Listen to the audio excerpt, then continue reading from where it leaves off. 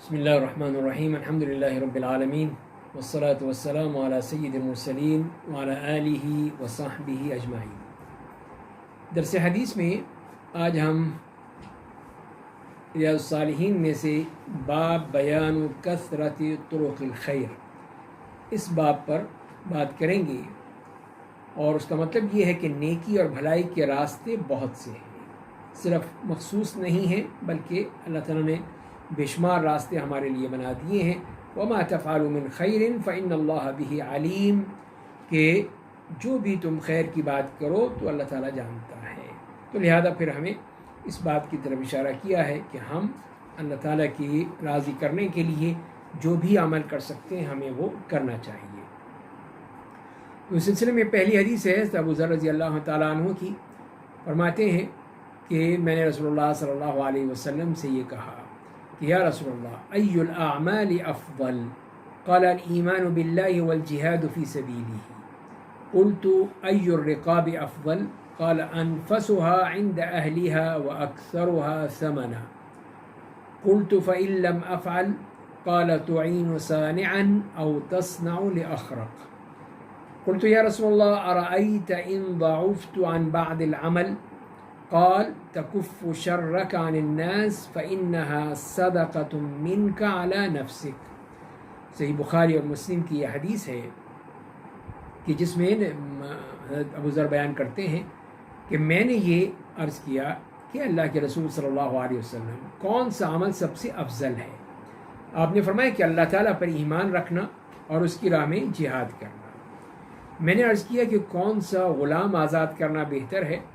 آپ نے فرمایا جو اپنے گھر والے یعنی مالک کے ہاں سب سے زیادہ نفیس اور زیادہ قیمتی ہو۔ میں نے کہا اگر یہ میں نہ کر سکوں، آپ نے فرمایا کسی کاریگر کی اعانت کر دو یا پھر کسی بے ہنر کا کام کر دو۔ تو میں نے عرض کیا کہ اللہ کے رسول صلی اللہ علیہ وسلم مجھے یہ بتائیے اگر میں ان میں سے بعض عمل نہ کر سکوں تو؟ آپ نے فرمایا کہ پھر تم لوگوں کو اپنے شر سے بچائے رکھو، یہ بھی تمہاری طرف سے اپنے نفس پر صدقہ ہے۔ تو یہاں ہم دیکھتے ہیں کہ نبی کریم صلی اللہ علیہ وسلم نے کتنی ہی باتیں فرما دی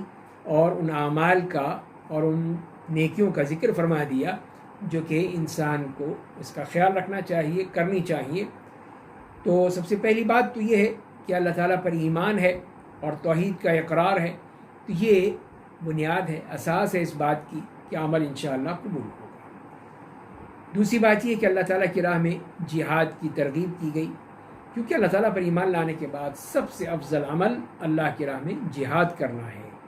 اور اس کے لیے جزا محنت کے مطابق اور اجر مشقت کے مطابق ہوگا، کہ جو اس نے محنت کی ہے، مشقت کی ہے، اللہ تعالیٰ اس کا بہترین اجر عطا فرمائے گا۔ اس کے بعد ہم دیکھتے ہیں اس حدیث میں کہ ضرورت مندوں اور محتاجوں کی مدد کرنے کی ترغیب کی گئی ہے، یعنی اگر کوئی کاریگر ہے اور وہ کوئی کام کرنے سے ذرا مشکل ہو رہی ہے، عاجز ہو رہا ہے، تو اس کی مدد کرنی چاہیے، اور اگر کوئی شخص بے ہنر ہے تو اس کو سکھانا چاہیے، اس کی مدد کرنی چاہیے اس طرح کہ وہ کوئی چیز سیکھ لے تاکہ وہ کوئی کمائی کر سکے، اپنے اور اپنے بچوں کو کھلا سکے۔ اور اسی طرح دوسروں کو شر اور تکلیف نہ پہنچانا یہ بھی اعمال ایمان میں داخل ہے، اور یہ صدق و احسان سے کم نہیں ہے کہ کسی کو تکلیف نہ دے، کسی کو شر نہ پہنچے، کسی کو کوئی بھی اذیت نہ پہنچے، تو یہ بھی اس کے لیے جائز ہے کہ وہ یہ کر سکتا ہے۔ اور اس معاملے میں بھی اسلام میں غلاموں کو آزاد کرنے کی بھی ترغیب دی گئی ہے، اس کو بھی کہا گیا ہے کہ وہ غلام کو آزاد کر دینا۔ تو یہ دیکھا جائے کہ اسلام میں نرمی ہے،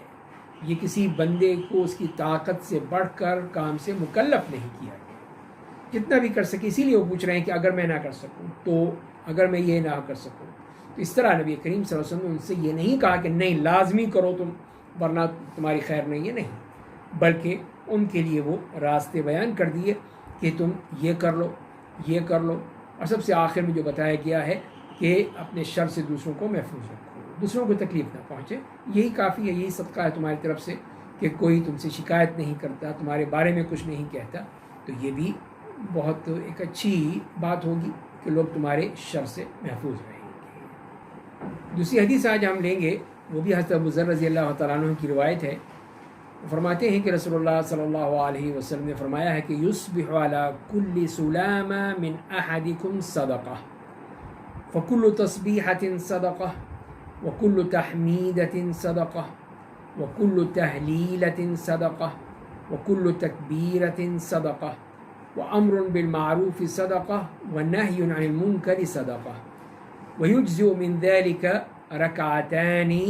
یرکعہما من الضحیٰ۔ اس میں جو فرمایا گیا کہ رسول اللہ صلی اللہ علیہ وسلم نے فرمایا ہے کہ تم میں سے ہر ایک کے ہر جوڑ پر صبح کو ایک صدقہ ہے، پس ہر تسبیح یعنی سبحان اللہ کہنا صدقہ ہے، ہر حمد الحمدللہ کہنا صدقہ ہے، ہر تحلیل لا الہ الا اللہ کہنا صدقہ ہے، ہر تکبیر اللہ اکبر کہنا صدقہ ہے، نیکی کا حکم دینا صدقہ ہے، برائی سے روکنا صدقہ ہے، اور ان سب سے وہ 2 رکعتیں کافی ہو جاتی ہیں جو انسان چاشت کے وقت اشراق کے وقت پڑھتا ہے۔ اس سے اللہ تعالیٰ نے ہمارے لیے صدقات کی ایک فہرست بتا دی اور اس کے ذریعے سے ہمیں بتایا کہ تمہارے ہر جوڑ پر تمہیں ایک صدقہ دینا ہے۔ تو یہ صدقات جیسے کہ بتایا گیا مختلف احادیث میں اسی مفہوم کے ساتھ آیا ہے کہ انسان کے اوپر 360 صدقے اس کے اوپر لازم آ جاتے ہیں۔ یہ 360 جو اس کے جوڑ ہیں پورے جسم میں، وہ ان کے اوپر اس کو صدقہ دینا چاہیے۔ تو یہ بھی دیکھ لیجئے کہ اس میں سے ایک بھی چیز جو ہے وہ خراب ہو جائے، آپ کے یہی ہاتھ کے جو جوڑ ہیں کتنی آسانی سے آپ اپنی انگلیوں کو اپنے جسم کو موڑ لیتے ہیں، ضرورت کے مطابق اس کو استعمال کر لیتے ہیں۔ اگر یہ جوڑ جو ہیں وہ خراب ہو جائیں یا اکڑ جائیں، ہاتھ کو ہلایا نہ جا سکے، موڑا نہ جا سکے، ہاتھ کی انگلیوں کو حرکت نہ دی جا سکے، تو پھر کیا کریں گے؟ تو یہی ہے کہ اس طرح ہم دیکھتے ہیں کہ اللہ تعالیٰ نے جو ہمیں یہ اس قسم کی آسانی دی ہے تو اسی کے لیے کہا ہے کہ اس کے ہر جوڑ کا ایک صدقہ ادا کرو، اور صبح ہوتی ہے تم صحیح سلامت ہوتے ہو تو تمہارے اوپر یہ صدقہ عائد آ جاتا ہے۔ تو اس طرح پھر یہ عافیت پر اللہ تعالیٰ کا شکر ادا کرنا چاہیے، اور دفع بلا کے لیے، مصیبت کے لیے، پریشانی کے لیے، وبا کے لیے انسان کو پھر صدقہ کرنا چاہیے۔ اور اسی لیے پھر یہاں پر یہ بتایا گیا کہ اس قسم کی جتنے بھی کلمات ہیں، سبحان اللہ، الحمدللہ، لا الہ الا اللہ، اللہ اکبر، یہ سب کہنا جو ہے وہ یہ صدقات میں آ جاتی ہے، اللہ تعالیٰ کے ہاں اس کو صدقہ لکھا جاتا ہے۔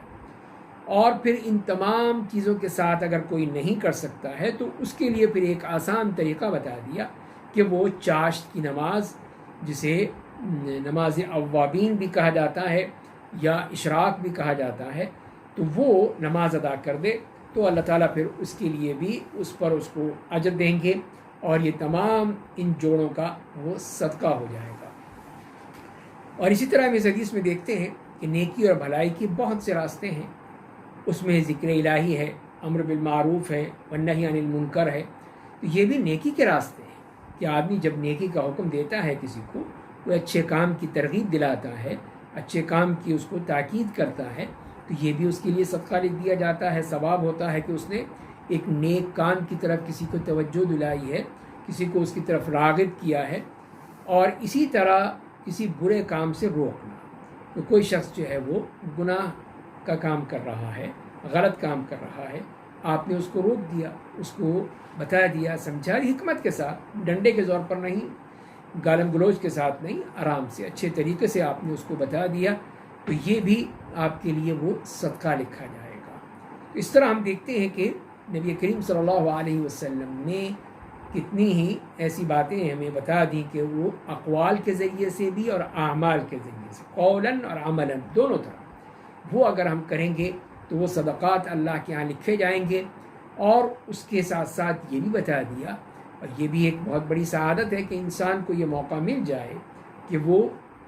اشراق کے یہ نوافل ادا کر دے۔ تو نبی کریم صلی اللہ علیہ وسلم بھی یہ نوافل ادا کیا کرتے تھے، تو اس لیے اگر وہ بھی نوافل ادا کر دیے جائیں تو وہ اس طرح پورے جسم کا صدقہ ہو جائے گا۔ تو یہ جو 360 جوڑوں کو پر صدقہ کرنے کا کہا گیا ہے، تو وہ اس طرح بھی کیا جا سکتا ہے، اور اس طرح بھی کیا جا سکتا ہے کہ چاشت کی وہ 2 رکعت 2 نوافل پڑھ لیے جائیں، زیادہ پڑھنے تو اور اچھی بات ہے، 8 تک پڑھے ہیں آپ نے، تو وہ بھی انسان کے لیے وہ مفید ثابت ہوں گے۔ تیسری حدیث جو آج ہم پڑھیں گے وہ بھی حضرت ابو ذر رضی اللہ تعالیٰ عنہ کی روایت ہے کہ نبی کریم صلی اللہ علیہ وسلم نے فرمایا ہے کہ عرضت علی اعمال امتی حسنها وسیئها فوجدت في محاسن اعمالها الاذى يماط عن الطريق وجدت في مساوي اعمالها النخاعة تكون في المسجد لا تدفن، کہ نبی کریم صلی اللہ علیہ وسلم نے فرمایا ہے کہ میری امت کے اچھے اور برے اعمال مجھ پر پیش کیے گئے، بس میں نے اس کے اچھے اعمال میں راستے سے تکلیف دہ چیز کو ہٹانا بھی پایا ہے، اور اس کے برے اعمال میں وہ تھوک پایا جو مسجد میں تھوکا گیا ہو اور اسے مٹی میں دبایا نہ گیا ہو۔ تو یہاں پر بھی کچھ اعمال کا ہی تذکرہ ہم دیکھتے ہیں اس حدیث میں بھی، اور جس سے معلوم یہ ہے کہ یہ وہ نیک اعمال ہیں جس کو انسان جو کرتا ہے تو یقیناً اللہ تعالیٰ کے ہاں وہ اس کا مقام پاتا ہے۔ تو یہ اللہ تعالیٰ کی کتنی ہمارے اوپر نعمت ہے، انعام ہے کہ اس نے اپنی امت کے اعمال سے ہمیں مطلع فرما دیا، جو رسول اللہ صلی اللہ علیہ وسلم کی امت ہے اس کے اعمال سے مطلع فرما دیا۔ تو اعمال اچھے بھی ہوتے ہیں اور برے بھی ہوتے ہیں، تو انسان کو نیک اعمال زیادہ سے زیادہ کرنے چاہیے، خواہ وہ چھوٹے ہی کیوں نہ ہوں، جیسے کہ ایک تکلیف دہ چیز کو ہٹا دینا ہے راستے سے، اور مسجد میں کوئی گندگی ہے، کسی نے تھوک دیا ہے، کسی نے اور کوئی چیز پھینک دی ہے، تو اس کو ہٹا دینا، اس کو صاف کر دینا، تو یہ چھوٹی وہ چیزیں ہیں لیکن اس کے باوجود جو ہیں وہ بہت ہی انسان کے لیے مفید ہے کہ انسان اس بات کا خیال رکھے کہ ان چھوٹی چھوٹی نیکیوں کے ذریعے سے اللہ کو راضی کر لے، اللہ تعالیٰ اس سے خوش ہو جائیں، اور لوگوں کو فائدہ پہنچانے اور ان کو مصلحت والے کاموں کی ترغیب دینی چاہیے، نقصان والے کاموں سے بچانا چاہیے، یہی تو امر بالمعروف اور نہی عن المنکر ہے۔ اسی طرح پھر مساجد کا احترام، یہ بھی ہمیں معلوم ہوتا ہے کہ اس میں کسی قسم کا کوڑا کرکٹ ہے، تھوک و بلغم ہے، بول و براز ہے، ان تمام چیزوں سے اس کو پاک ہونا چاہیے،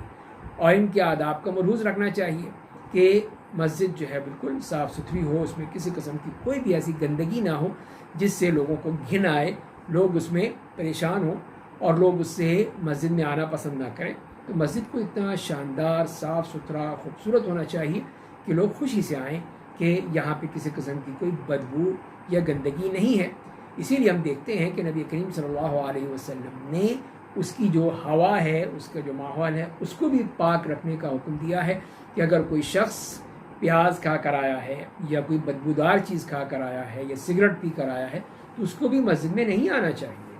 جیسے کہ خاص طور پہ پیاز، لہسن، ان چیزوں کے بارے میں آپ نے فرمایا کہ جو کچی پیاز یا کچا لہسن کھا کر آتا ہے تو وہ منہ سے بو آئے گی، اور یہی چیز لوگوں کو بھی برا لگتی ہے، فرشتوں کو بھی بری لگتی ہے۔ اور آج کل کے دور میں یہ سگریٹ کا استعمال بھی یہ اسی ضمن میں آتا ہے کہ اس طرح آدمی وہ آئے اور یہ چیزیں کھا کر یا اس طرح سگریٹ پی کر آئے اور پھر وہ اپنے سانس سے اس کی جو بو ہے لوگوں میں پھیلے، تو یہ اچھی بات نہیں ہے۔ مسجد کو اس سے بالکل ہی پاک ہونا چاہیے۔ اسی طرح مسلمانوں کے راستے میں جو تکلیف دہ چیزیں ہیں ان کو دور کرنا چاہیے، بھی ایمان کا حصہ ہے۔ کوئی پتھر ہے، کوئی روڑا ہے، کوئی گندگی ہے، کوئی رکاوٹ ہے، اس کو ہٹایا جائے، اس کو ہٹا دیا جائے تاکہ لوگ آرام سے گزر سکیں، اس میں لوگوں کے لیے پریشانی نہ ہو۔ تو یہ بھی ہمیں سمجھ لینا چاہیے کہ اس قسم کی رکاوٹ کھڑی کرنا یہ غلط بات ہے کہ لوگ جو ہے راستے بند کر کے اس میں کوئی جلسے جلوس کر رہے ہیں، وہاں پہ اپنی کوئی مجالس کر رہے ہیں، وہاں پہ کسی اپنی ضرورت کے تحت لوگوں کے لیے راستے بند ہو گئے، اب کہیں سے نہیں جا سکتے یا دور سے جانا پڑے گا، تو یہ چیزیں جو ہیں یہ اسی میں آ جاتی ہیں کہ لوگوں کو تکلیف دی جاتی ہے، اور یہ پسند نہیں کیا گیا۔ نبی کریم صلی اللہ علیہ وسلم نے بھی سختی سے منع کیا، اور پھر یہ ایک اخلاق کا بھی تقاضا ہے کہ اخلاق ہونا چاہیے کہ ہماری زبان سے، ہمارے ہاتھ سے، ہمارے کسی عمل سے کسی کو نقصان نہ پہنچے، کسی کو ضرر نہ پہنچے۔ تو یہ چیزیں جو ہیں جب اس طرح آدمی اچھے اعمال کرتا ہے تو یہ اچھے اخلاق کا بھی ایک نشانی ہے، علامت ہے، اور اس کے ساتھ ساتھ ایمان کا بھی حصہ ہے کہ آدمی اس طرح نیک اعمال کرتا ہے تو لوگوں کو بری باتوں سے بچا کر رکھتا ہے۔ اللہ تعالی ہمیں نیک عمل کرنے کی توفیق عطا فرمائے، چاہے جو بھی نیکیاں ہوں ان سب کو، چاہے چھوٹی ہو یا بڑی ہو، اس کو کرنے کی توفیق عطا فرمائے۔ وآخر دعوانا ان الحمد للہ۔